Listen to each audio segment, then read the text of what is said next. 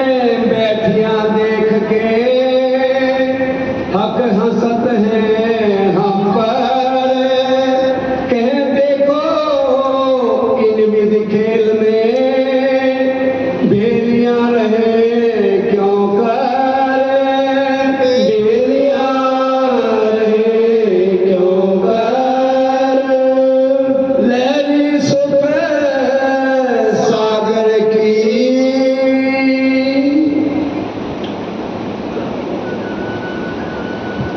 प्राणों के आधार आत्म संबंधी श्री सुंदर साहब जी। ऐसा तो कोई भी नहीं होगा जो वाणी के गुज रहस्यों को ना जानता हो, क्योंकि हमारे हादी सतगुरु सरकार साहब जी ने सब सुंदर साहब के दिलों में इतनी वाणी भर दी है कि कोई भी वाणी से अछूता नहीं है। लेकिन फर्क इतना है, जैसे श्री इंद्रावती जी कहते हैं, ये सत्य वाणी मत के ले जो इनको सार। वाणी का मंथन बहुत जरूरी है। इसी प्रकार के अंदर आएगा कि ना तो स्वरूप सुपन के एक खेले को खेचते हैं।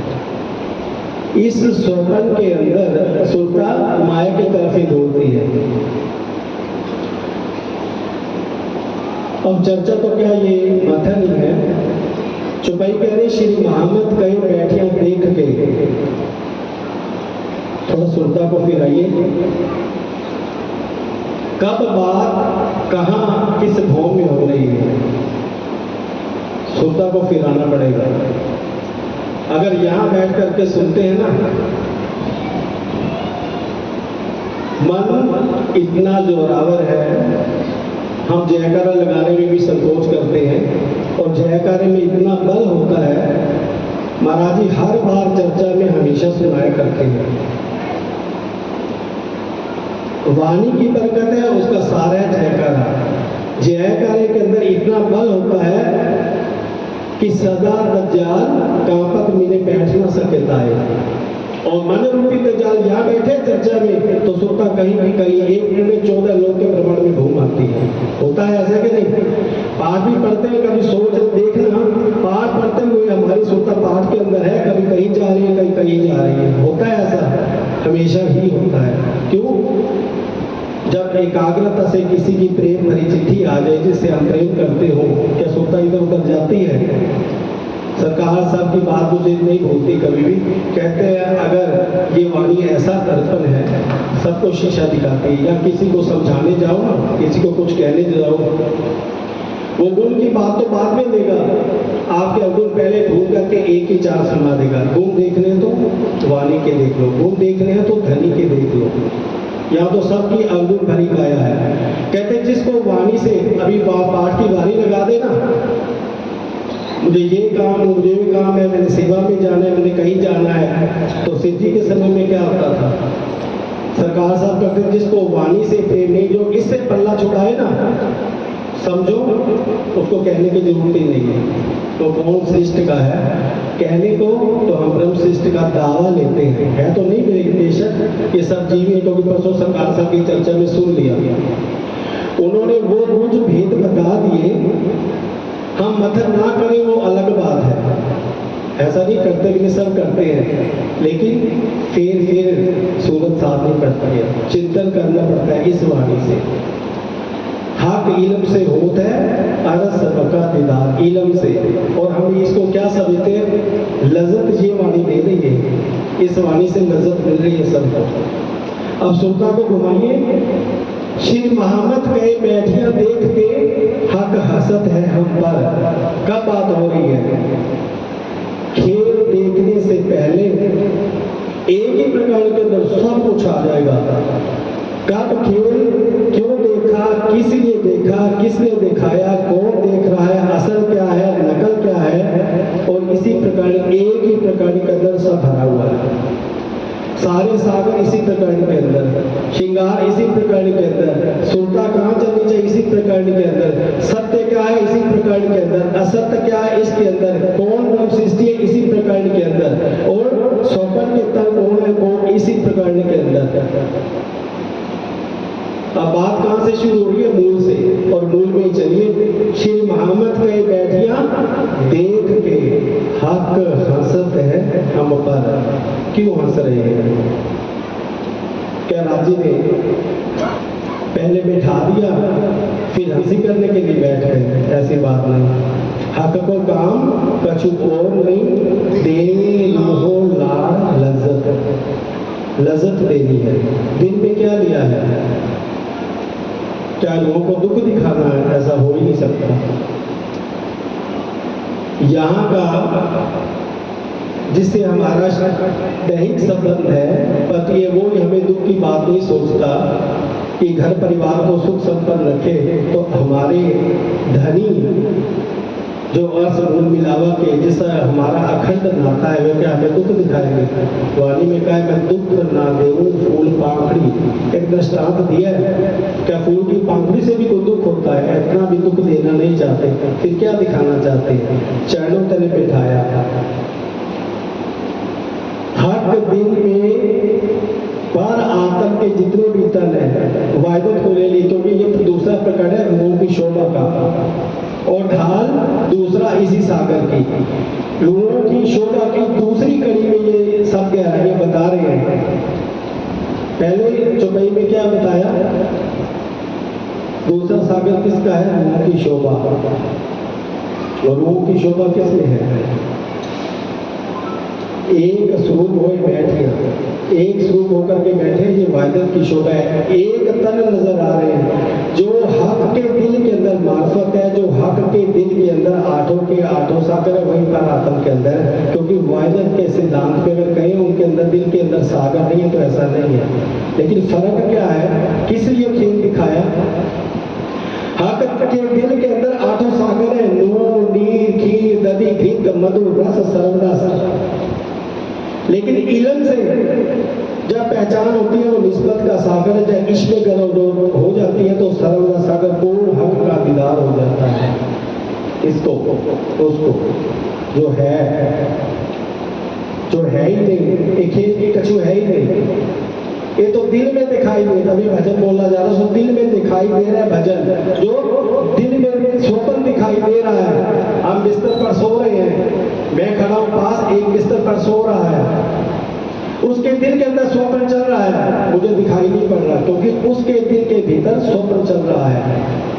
और जब वो उठेगा, वो जो सोया था मुझे वो नजर आ रहा है, जो मूल है वो उठेगा, और उसके अंदर जो स्वप्न चल रहा था वो जब उठेगा तो स्वप्न लय हो जाएगा। उसके दिल के भीतर चला और दिल के भीतर ही।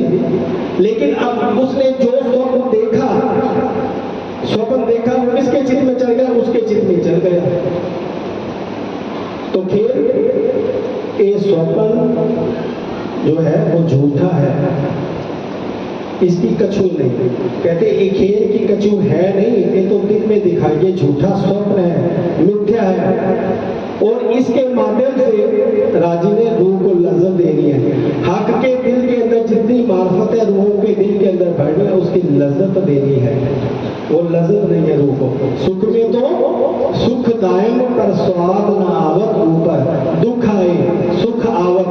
अब दुख आएगा मतलब क्या? राजुओं को दुख देंगे, केवल दुख रूपी खेल दिखाएंगे, वास्तव में वो भी दुख नहीं, जरा मात्र। सागर प्रकरण में आती है जो भाई आड़ा पट दे झूठ दिखाया, पटना आड़े हक, हक को हक लेकर यूं फरामोशी भाई रचन, जरा मात्र सी फरामोशी।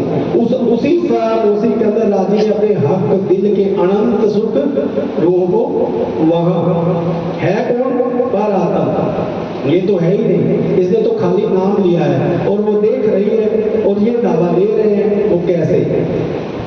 कह रहे श्री मोहम्मद कहे बैठिया देख के हक हंसत है हम पर। राजी ने दिल में लिया खेल, और खेल के अंदर क्या देना चाहते हैं? अपने दिल की लज्जत रूहों को देना चाहते हैं। और लज्जत देने के वास्ते एक कारण बना दिया इश्क का, इश्क रब्द का महाकारण। साहिबी वो तो सरकार साहब कहा करते ना, ये तो एक बहाना है। एक साहिबी हक की, दूजा वायदत का इश्क। हक ने अपने दिल के सालों की लज्जत हर आत्मा को देनी है। आप माफक करना है, उस वास्ते राजी ने खेल दिल में लिया, दिल रूपी पर्दे पर रूहों को चढ़ने तले बिठाया और दिल में इश्क रब का कारण बनाकर के चरणों तले बैठा दिया। अब बोला कौन? इश्क मेरा बड़ा, और हकीकत तो इश्क के से परिपूर्ण है, और परम धाम के जर्रे जर्रे में इश्क है। इश्क से तो कोई जुदा है ही नहीं, और सबके दिल के अंदर पूर्ण इश्क है। और इश्क बड़ा बेशक, और इश्क ही बड़ा है, वही बोल पड़ा सबके अंदर। यहाँ किसके अंदर क्या होता है? कितना किससे प्रेम होता है? जब इतना गुस्से में आ जाता है ना, तो बोलता क्या है? गुस्सा ही तो होता है, अदरवाइज वो तो प्रेम ही करता है ना उससे। तो वहाँ इश्क बड़ा है, इश्क बुजुर्ग है, और इश्क ही बोल पड़ा, और वो बुजुर्ग है वही कह रहा मैं बड़ा। कारण इसका बन गया, रब का कारण बनाकर ये चरणों तले बैठा के अब राजी हंस रहे, हंसत हैं हम पर। कहे देखो इन खेल में, जिस खेल को दिल में उतारा, अपने दिल रूपी पर्दे पर उनको दिखाना चाहते हैं। अब रुए देखने को तैयार है, रब भारी बुलंद हो गया और राजी चरणों में बैठा करके रूह को लज्जत देना चाहते हैं, वो भी फरामोशी के माध्यम से। अब क्या डायरेक्ट खेल दिखा कोई ऐसा झरोखा है? जैसे हम पिक्चर देख रहे हैं, क्या वैसे दिखाएंगे? दिखा ही नहीं सकते। श्री मुखवाणी में कहा झूठ हम देखा नहीं, झूठ हम देखा नहीं, झूठ रहे ना हमारी नजर, सत्य के आगे झूठ टिक नहीं सकता। वो तो एक दृष्टांत है ना, अर्श पका की कंकरी, वो सत्य क्या सत्य में आ सकता है? जब बिस्तर पे जो बात हो स्वप्न में वैसी चीज चली जाती है। हाँ, एक चीज जाती है, ध्यान से सुनो, बोलो श्री प्राणनाथ प्यारे की जय। क्या चीज जाती है? स्वप्न के अंदर क्या चला जाता है? चेतन का ज्ञान स्वप्न के अंदर चला जाता है। मानो आप कोई काम करना चाहते हैं, ये भूमिका है इस प्रकरण को समझने के लिए, थोड़ा सावचेत होकर के समझना। जो दिल के अंदर हम काम मन में है, आप कोई काम करना चाहते हैं और किया नहीं, करते करते बात करते करते सो गए और स्वप्न में वही काम करने लगते हैं। चेतन का ज्ञान स्वप्न के अंदर चला जाता है। राजी अपने दिल की मार्फत रूहों को देना चाहते हैं, दिल के अंदर ले लिया, सब रूहों को चरणों तले बैठा लिया और दिखाया कैसे? एक हुक्म श्यामा जी के साथ, इस प्रकरण के अंदर आ जाएगा पूरा विवरण। एक हुक्म को श्यामा जी के साथ जोड़ा और सबकी सुनता। अंग किसके हैं? रो तुम मेरे तन हो, तुम सो इश्क जो मेरे दिल। तन किसके हैं? राजी के। अंग किसके हैं? श्यामा जी के। एक श्यामा जी की सुनता को हुक्म के साथ जोड़ा और सब सुंदर साथी, सब रूह की ऑटोमेटिकली उनके साथ जुड़ती। और हुक्म की नजर किसकी? ये बात ध्यान से सुनना, हुक्म की नजर खेल माही, हुक्म की नजर को खेल के अंदर किया और उन्होंने वहां बैठे बैठे खेल का अनुभव करने लगे। कोई आया नहीं, कोई गया नहीं, वहां बैठे हैं। लेकिन अब इसका महत्व क्या है? और इसके बिना काम चल नहीं सकता।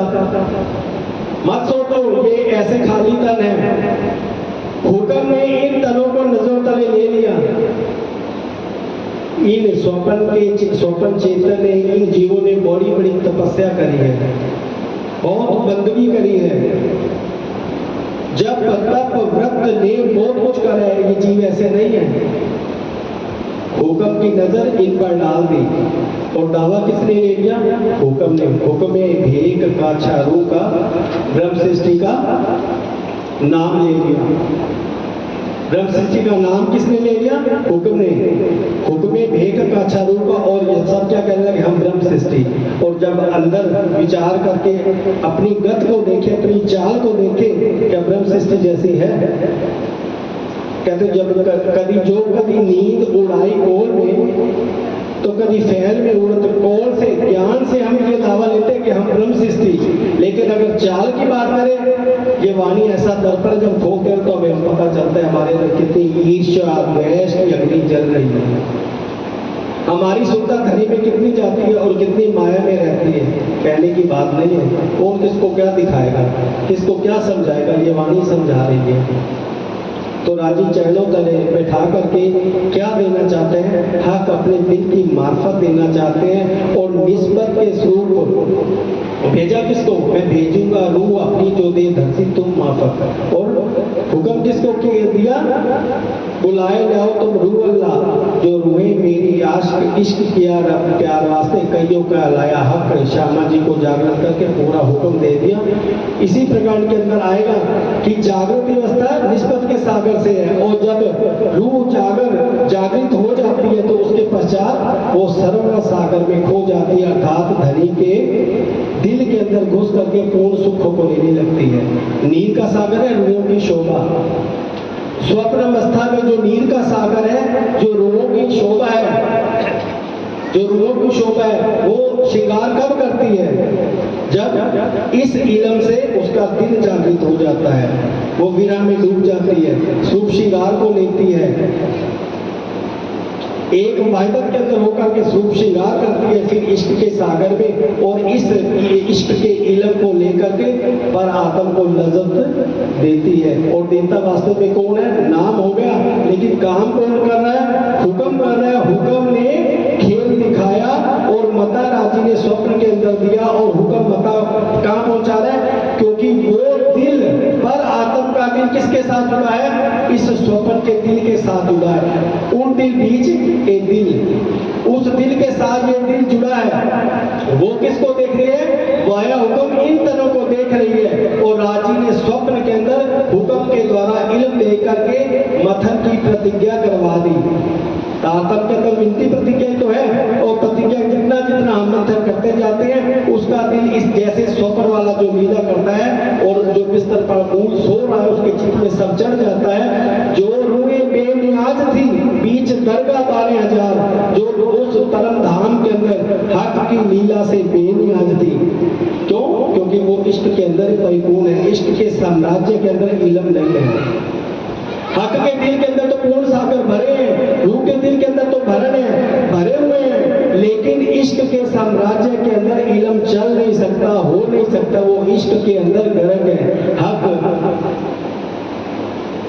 जब 9 10वीं अक्कासी पर अक्षरधाम की तरफ उंगली से अक्षरधाम को इशारा करके बताते भी है ना, हक अंगुरी देवे बताए, तो वो किस में गर्क हो जाती है? कि अक्षरधाम की तरफ अंगुरी उसी के इश्क के कारण उसकी शोभा में गर्क हो जाती है। तो कहाँ नजर आता है? क्योंकि इश्क के सागर सामने है। हक जो बोलते भी हैं तो उस रसना के अंदर ही खो जाती है। जब बीड़ी आरोपते हैं तो उसकी लालिमा के अंदर ही खो जाती है और उसमें से निकल ही नहीं पाती। लेकिन लज्जत देनी है वो कैसे? इल्म के द्वारा। तो राजी ने कारज कारण बनाया खेल का, दिल के अंदर दिल रूपी पर्दे पर हुक्म के द्वारा इन तरह पर नजर डाल दी और सबने दावा ले लिया ब्रह्म सृष्टि का। अब भार तो उतना उठाना पड़ेगा, भार तो उतना उठाना पड़ेगा। एक दृष्टांत और समझने के लिए, कौन आता है और कौन जाता है स्वप्न के अंदर? वे सुंदर साहब जी बड़े ध्यान से इस दृष्टांत को सुन लेना, ऐसा नहीं है सब समझते भी होंगे। बोलो श्री प्राणनाथ प्यारे की जय। एक मिनिस्टर है, वो अपनी कुर्सी पर बैठा है, किसी को जॉब दिलवानी है। मान लो मैंने अपने बेटे या बेटी को जॉब दिलवानी है, तो मैं किसके पास गया?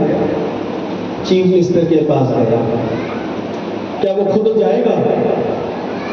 मैं साथ जाता हूँ, उसको जॉब दिलवाता हूँ। क्या बाहर ऑफिस के बाहर पीएम कह लो, क्लर्क कह लो, उसको बुलाया, उसको लिख करके दे दिया आप इस डिपार्टमेंट में चले जाओ, और मैंने ये 2 पंक्तियां लिख दी हैं, सारे आदमी को ये बायोडाटा है, ये इसकी क्वालिफिकेशन है, और इसको इस जॉब में लगा देना। समझ रहे हो सब? जॉब दिलवा देना। अच्छा, क्या वो वैलिड है? वो जॉब दे देगा उसको पढ़ करके? नहीं देगा। क्यों? क्योंकि उसके नीचे क्या नहीं किया? सिग्नेचर नहीं किया, हुक्म नहीं किया। इल्म तो दे दिया, हुक्म नहीं किया। और हुक्म और इल्म जाएगा, वो लेके कौन जाएगा? Third person. वो कहाँ बैठा है? अपनी चीफनेस, अपनी चेयर पर बैठा है। उसने बाहर क्लर्क को बुलाया, हाथ में हुक्म और इल्म थमा दिया, वो चला गया। और अब मान लो क्लर्क को आदत क्या है? पैसा खाने की। अगर वो वहां जाए, अब क्लर्क, चीफ मिनिस्टर का क्लर्क दूसरे डिपार्टमेंट में जा रहा है, उसको उसी माफक गाड़ी सुख सुविधा मिलेगी, जाएगा उसे सुख सुविधा, और वहां पर भी उसको पूर्ण सुख सुविधा मिलेगी।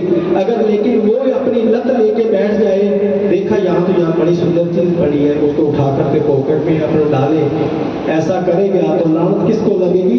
चीफ मिनिस्टर को, और उसको भी नौकरी से बर्खास्त। तो उसके माफक होके चलना चाहिए, क्योंकि किसका हुक्म लेके जा रहा है? चीफ मिनिस्टर का, और जाएगा उस माफक रहेगा और अर्जी देगा। अब उसका काम करवा करके आकर के वापिस चीफ मिनिस्टर को बता देगा फलां काम हो गया, तो वो अपनी कुर्सी पर ही बैठेगा, सोई इनका हुक्म बजाए, पीछा फिरे और सोई इनका एन, और वो वही का वही बैठा है और काम करके आ जाएगा। कौन करेगा? उसने नहीं किया, चीफ मिनिस्टर का हुक्म और इलम गया, वो सब काम करके गया, आ गया। ये हुक्म और इलम है जो रूहों का काम कर रहा है। और किसके माध्यम से? मत ये सोचो ये स्वप्न के तर ऐसे ही है, इनको हुक्म ने नजरों तले लिया है। राजी ने अपने हुक्म से पर आत्म को दिखा दिया, अरस परस कर दिया, बस वही प्रकरण के अंदर आया। ढाल दूसरा इसी सागर, रूहों की शोभा किसमें है? उसकी कड़ी दूसरी है लहरी सुख सागर की। सुख के सागर की लहरें कौन लेगा? कौन लेगा? दुनिया वाले। ब्रह्म सृष्टि पहले सुख संयम को, जिसको खेल दिखाया इलम के माध्यम से, उनको लज्जत दे रहे हैं। जो बेनियाज थी परम धाम के अंदर, उसको कैसे ज्ञान दे? बस ये खेल दिखाकर के उनको ज्ञान दे दिया, उनको समझ दे दी, उनको लज्जत दे दी। किसके माध्यम से? इस पेशक के। पेशक के का मतलब ये थोड़ी इलम, ये हक के दिल का प्रेम है, हक के दिल की पहचान है। तो ये ना सोचो इससे लज्जत नहीं मिलती। एक ही प्रकरण को, एक ही चरण को बार बार पढ़े।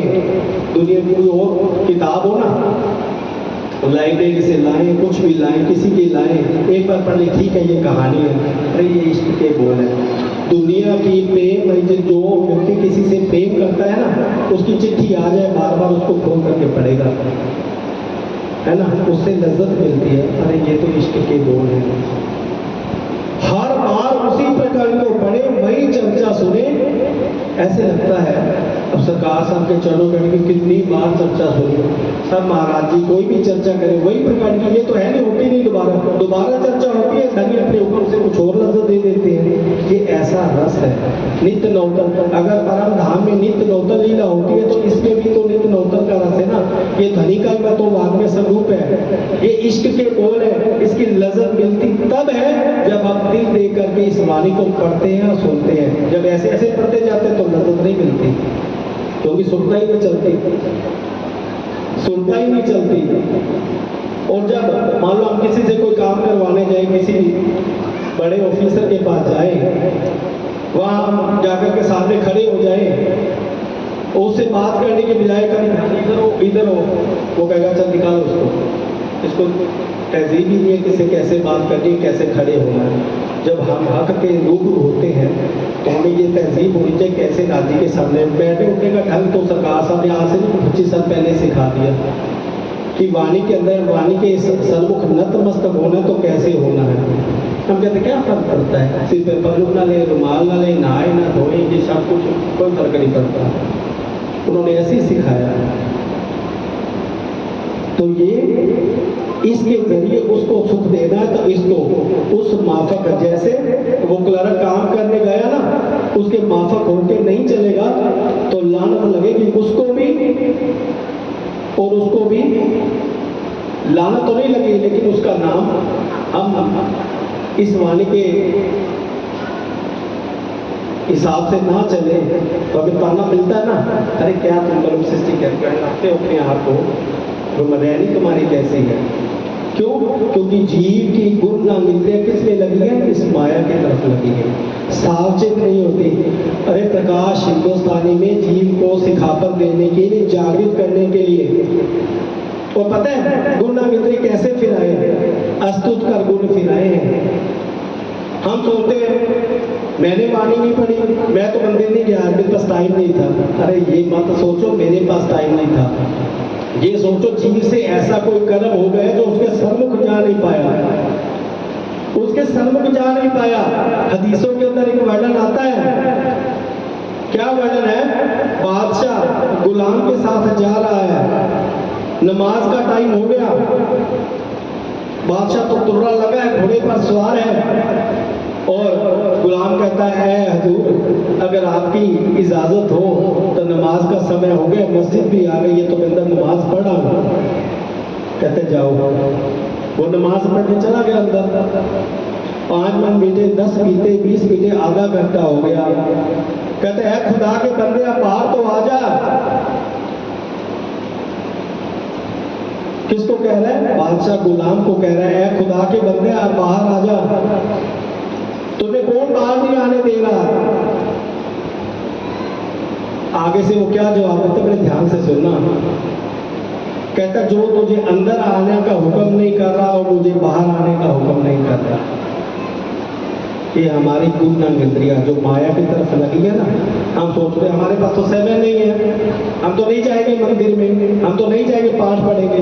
अरे बदनसीबो, जीव को धिक्कारो कि मेरे अंधे अभागी जीव तू क्यों सुनता है?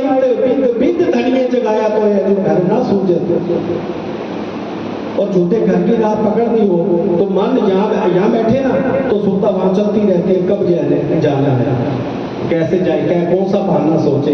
और यहाँ के लिए अगर बहाना बनाते हो ना तो धनी आप एक कदम धरते हो तो 10 आगे कदम धर करके आपको लेने आ जाते हैं, अपने आप कारजगार बना देते। फक्त चिंतन उसमें हो, जरा सी भी मन के अंदर आया नहीं तो छुट्टी। अब सुख के सागर लहरे सुख सागर की कौन लेगा? लेसी रूहे अरस, कौन लेगा? जो अर्श की रूह है वो सुख की सागर की लहरें वो अर्श की रूहें लेगी। या के स्वरूप या को देख सी जो है अर्श परस, या के स्वरूप या को देख सी। अब राजी ने पहली चुपे का लिंक बांध लो, बस इसका लिंक बांध लो, प्रकट होता चला जाएगा।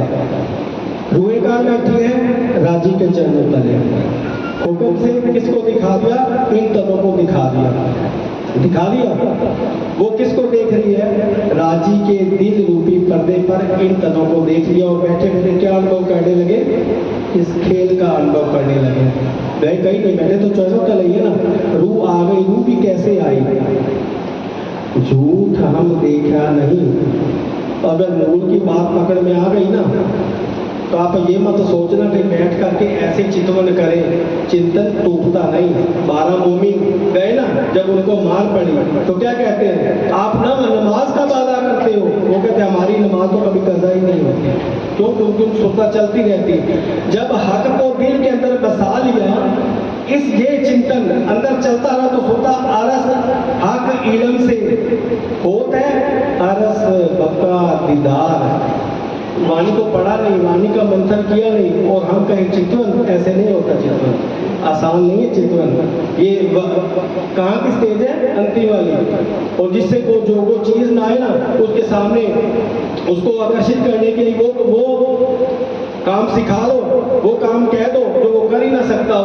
और यहाँ के उनको पता आजकल क्या हो गया, मोबाइल और टीवी से तो फुर्सत ही 12 कैसे करता 10 बजे 9-10 बजे से पहले उठते नहीं, तो 3 बजे कौन उठे, कौन चितवन करे, और वो क्या हो जाते हैं? हाँ भाई हम तो कर नहीं सकते। जो काम दूसरा कर सकते हो, जो हमारे लिए भारी हो उसके काम बस अब क्या करेंगे। अगर सतगुरु ने जो चरणों तले बैठा करके उनके सम्मुख करके जो प्रतिज्ञा करवाई है ना, उस प्रतिज्ञा का पालन कर लेना।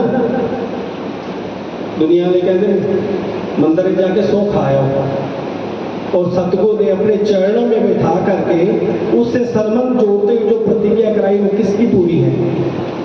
किसकी पूरी है? हुई। ये सत्यवाणी मन के कौन मंथन करता है? जो मतलब हम मोहताज हो गए, कोई सुनाए, इसको कौन सुनाएगा? इसको कौन सुनाएगा? वाणी नाजिल हो रही है, वाणी नाजिल हो रही है। सिर जी लालदास जी कहते हैं, लालदास जी आज कौन सी वाणी अवतरित हुई, कौन सी वाणी नाजिल हुई? कौन सुख ले रहा है? जब वो पढ़ करके आते वो सुनाते हैं, जो वाणी अवतरित होती है आवेश से नाजिल हो रही है, उसको जब सुनाते हैं तो उसकी लज्जत कौन रहा है? इंद्रावती जी की आत्मा भी ले रही है, जो हक में अंदर बैठ करके खुलासा किया उसकी लज्जत सब सुंदर साथ ले रहे हैं। फक्त इसको दिल देना पड़ता है, इसका चिंतन करना पड़ता है।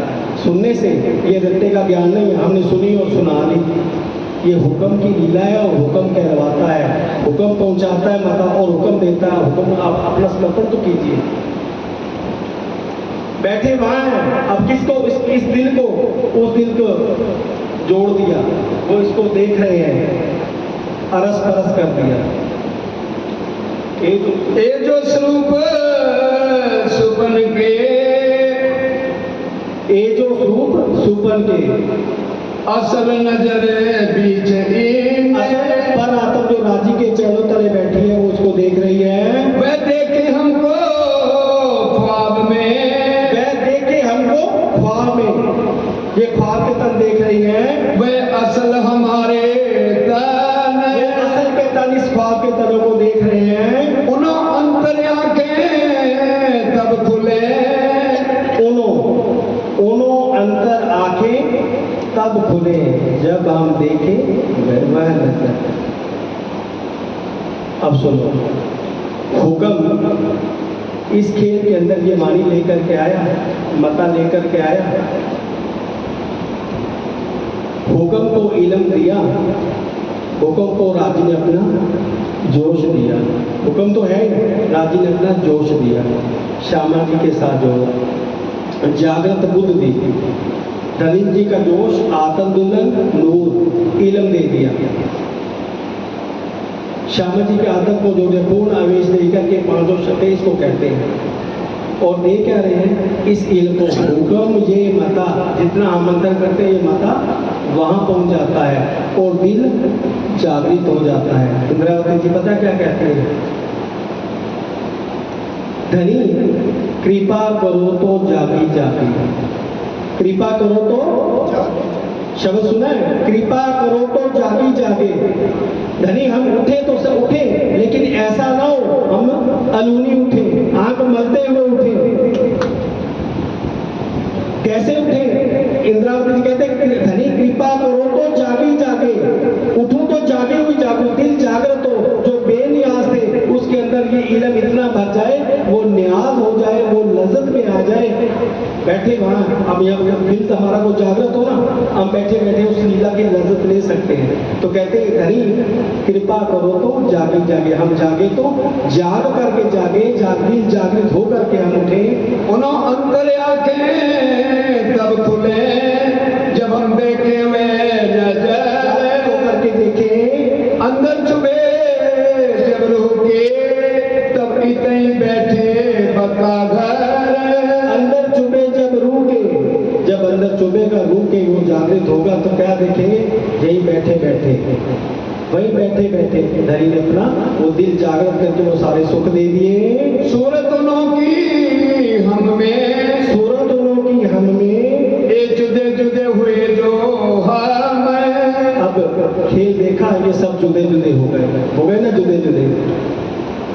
अब हम ये भी ना करेंगे ब्रह्म सृष्टि नहीं, तो भी बात बनती नहीं, क्योंकि हुक्म ने दावा ले रखा है। बोलो इन एक दूसरे का आपस में क्या रिश्ता है? कोई है कोई मोह का रिश्ता या कोई खून का रिश्ता हो? कौन सा बना दिया राज जी ने? अगर वो सुंदर साधना वो आया नहीं, वो आया नहीं, मतलब प्रेम उमड़ता है। राजी ने सदमंद ऐसा बना दिया, निस्बत के सागर में ले जाकर के रूह को जागृत कर दिया, उस निस्बत से इन सब की पहचान करा दी। तो जुदे जुदे हैं लेकिन प्रेम वो है। अब हुक्म ने इन सब को दावा दे दिया, तो ब्रह्म सृष्टि का दे दावा ले करके हम हादी के द्वारा बताए हुए मार्ग पर चलते हैं। ये जो बातें करें हम सुपन में, सो बातें करें हम सुपन के अंदर, सो करावत हक हुक्म। कौन करा रहा है? हक का हुक्म। हुक्म इल्म के द्वारा जागृत करके हम परम धाम की बात करते हैं। क्या इस वाणी के बिना, जब मैं वाणी से नहीं जुड़ा था, आप नहीं जुड़े थे, धनी सतगुरु महाराज जी ने धनी के साथ चरणों तले बैठा करके तारतम ज्ञान के द्वारा संबंध नहीं जोड़ा था, और जागृत बुद्ध इस वाणी के द्वारा ना लेकर के, तो उससे पहले क्या हम इसकी बात करते थे कि परम धाम को जानते थे? तो किससे बात कर रहे हैं? हुक्म के द्वारा जो राजी ने जो इल्म दिया है उससे जागृत किया है। तो हम पर आत्म की और आत्म की राजी की परम धाम खिलवत खाना की 25 पक्ष की बात करते हैं। इन विध हक का इल्म हमको जगावत, इस तरह से हक का इल्म हमको जागृत कर रहा है। इल्म के लिए हमको देई तीन से बका द्वार खोलत। कैसे द्वार खोला परम धाम का? इसके द्वारा। अब बोलो, किसी को भी 25 पक्ष की बात पूछ लाए, होज कोसर, पाठ घाट, प्राची पाठ, मानिक पाठ, किससे बात कर रहे हैं? इस इल्म से। अगर इस इल्म को ना पढ़े, इसका मंथन ना करे, बोलो क्या बात करोगे परम धाम की? क्या इस वाणी से जुड़ने से पहले सतगुरु ने जो संबंध जोड़ा हमारा इससे, क्या उससे पहले हम इल्म से बात कर सकते थे? क्या परम धाम को जो आज भी दुनिया के अंदर इस वाणी, इस झंडे तले नहीं है, इस वाणी का मथन नहीं किया, इस ब्रह्म ज्ञान को जाना नहीं, क्या परम धाम की बात कर सकते हैं? तो इल्म के लिए किसको दे दी? जिसने इन तनों को दे दिया, उसको लज्जत देने के वास्ते राजी ने इल्म दे दिया। बीच असल तन और सुपने पटने देखा था। असल तन कौन? जो राजी के चरणों तले, पर आत्म के तन, हक के जो तन राजी के चरणों तले हैं, उसने इसको देख लिया। कैसे? एक फरामोशी के द्वारा। पट नींदे का था, फरामोशी का, उसको फरामोश कर दिया। और फरामोश जैसे किया तो हम क्या देखने लगे? सुपन के तन को देखने लगे। कौन देखने लगे? पर आत्म जैसा राजी ने दिल में लिया, दिल रूपी पर्दे पर रूहों को हुक्म के द्वारा ये तन दिखा दिए। और बीच में पर्दा क्या है? फरामोशी का। इसलिए कह रहे आड़ा पट दे झूठ दिखाया, पटना आड़े हक। हक के आगे कोई पर्दा नहीं है। धनी जागृत है, और जागृत कभी स्वप्न के अंदर नहीं होता। हम तो कहते हैं राजी भी आ गए। हक का इल्म ये उन्हीं का स्वरूप है। बाद में स्वरूप, जैसे पहले बताया, चेतन का ज्ञान स्वप्न के अंदर चला जाता है, तो इसी तरह वो ज्ञान इस स्वप्न के अंदर आ गया। धनी जागृत है। हक आप अरस में अरवाओं को खेल मेहर का दिखावा। राजी सिंहासन पर विराजमान है, रूहें फरामोश है, श्यामा जी फरामोश है, अक्षर फरामोश है। और कार्यकाल बनाया, उनको सुध क्या देनी है? घर के अंदर की लीला की सुध देनी है। अब अभी एक थोड़ी कड़ी और समझ लीजिए इस वाणी से। मेरी संगते ऐसी सुधरी, बुद्ध बड़ी हुई अक्षर। मेरी संगते ऐसी सुधरी, बुद्ध बड़ी हुई अक्षर। तारतम्य सब सुध पड़े, लीला अंदर के घर। किसको? इल्म के साथ, जागृत बुद्ध के साथ। किसको? जागृत बुद्ध किसकी लेनी? अक्षर ब्रह्म की। अक्षर ब्रह्म की जागृत बुद्धि को इस इल्म से जोड़ दिया। इसके अंदर क्या है? परम धाम की पूर्ण लीला, घर के अंदर की लीला का वर्णन है। अब सब पांचों जुड़े इससे। अब इस वाणी के द्वारा किसको अंदर की शुद्ध हो रही है? इस तारतम ज्ञान से, इस तारतम वाणी से, इस ब्रह्म ज्ञान से लीला अंदर की घर अक्षर ब्रह्म को भी शुद्ध हो रही है। और लोगों को तो सुख दे ही रही है, दे रहे हैं धनी वाणी से। तो बीच में पर्दा फरामोशी से, हांसी का काल हांसी, हक्के खिलवत के अंदर हांसी फरामोशी की गई, लोगों को लज्जत के वास्ते, कोई नीचा दिखाने के लिए नहीं। लोगों को हांसी फरामोशी हक्के कांदी खिलवत के अंदर चरणों तले बैठा करके, खेल दिखा करके, इस इल्म को दे करके एक बेवरा कर दिया। और बेवरा की तो एक बहाना था, लोगों को अपने दिल की लज्जत देनी थी। तो आड़ा पट दे झूठ दिखाया, पटना आड़े हक। हक सत सत को देख रहा है, हक को हक देकर यूं फरामोशी भई रंचक। जरा मात्र सी फरामोशी के अंदर धनी ने अपने दिल के सारे सुख दे दिए। प्राणदास सुंदर साहब जी, अब समय पूरा होता है, मिलकर के चौपाई दिलाइए। ए देखो किया हक का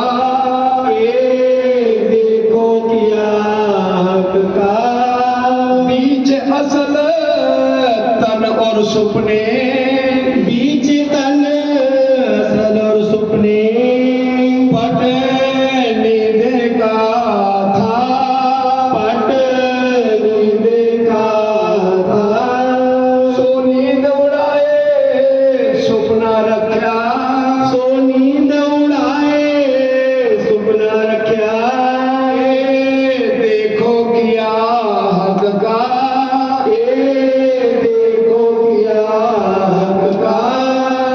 देखो कितनी बड़ी हुक्म की कारीगरी हर हरि ने अपनी हिकमत से उसकी नींद उड़ा दी, लेकिन सपना खड़ा है किस वास्ते? पर आत्मा को लज्जत देने के वास्ते।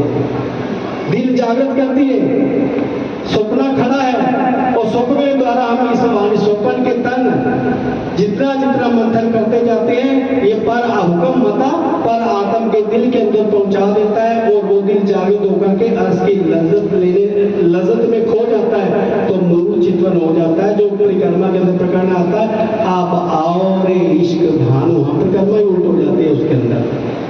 ये है मूल चितवन। कब? ऐसी कारीगरी ऐसी हिकमत करके उसकी नींद भी उड़ा दी, लेकिन सपना भी खड़ा है वास्ते लज्जत के। बोलो श्री प्राणनाथ प्यारे की